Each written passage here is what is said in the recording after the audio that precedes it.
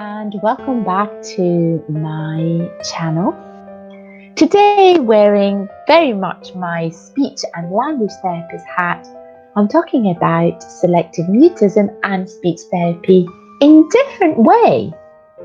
Really today it's about selective mutism and speech per se, because certain children find certain sounds actually harder to make than others.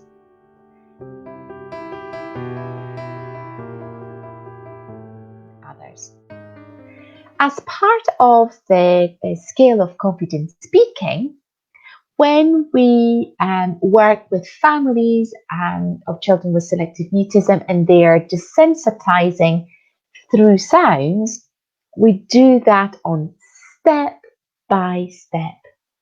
And we repeat that step again and again. Why? Because it's all to do with producing the sounds. So if people say, oh, but you're only saying one word, they have not really understood what selective mutism is. So please go and subscribe to my YouTube channel and watch the 79 videos on selective mutism that I made. So selective mutism is about desensitizing, being able to have your voice heard. So when we work with children, we really need to do little step by step. So there are things like, for example, counting, but the therapist is not there. So the therapist is away. But obviously in teletherapy, we don't really do that. So there is the fact of using onomatopoeic sounds. So they're not really words. Pretending. I love the game Whack It, because the child can make a noise or the child can say whack. And they're not really thinking, they're speaking per se, but they are desensitizing the voice. The other thing is when we go through the hierarchy of sounds, we start working on voiceless sounds rather than voice sounds. You're thinking, what do you mean by voiceless sounds? They are sounds that they are really quiet. So like, can you see? I have not activated my vocal cords. But sounds like ba, da, ga, ja, they are quite anxiety provoking because they are loud sounds. So I don't know if you ever thought of that. So I've had, for example, a few children sending me some messages, but they're really just sending me sounds. And we start off really tiny sounds. So the other thing is sounds is very much part of the games that you can play and desensitizing. And the more you make that sound, the more that your child is able to get used to the fact that they are great at making that sound. So, for example, if you do things like 1, 2, 1, 2, 1, 2, 1, 2, 1, 2, 1, 2, the child actually gets louder because they are so used to make the sound 1, 2.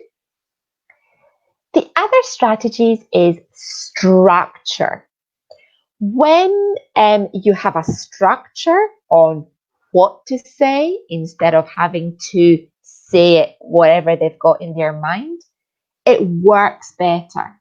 So words have to be kind of prepared so you can tell your child what to say. So now with all the COVID, during phone calls or communication via Zoom or whatever you're using, you can tell your child what to say or even what to say to you. Oh, you can tell grandma we went to the supermarket. I've had little ones turning around and said, and not even looking at the camera and going, we went to the supermarket. So we've trained the grandma really to repeat back rather than go, oh, what else did you do? So another question. So your child is sensitizing, is getting used to saying things in a certain way, using a certain sound, using a certain tone. So it's very much a practice makes perfect instead of you've got to speak.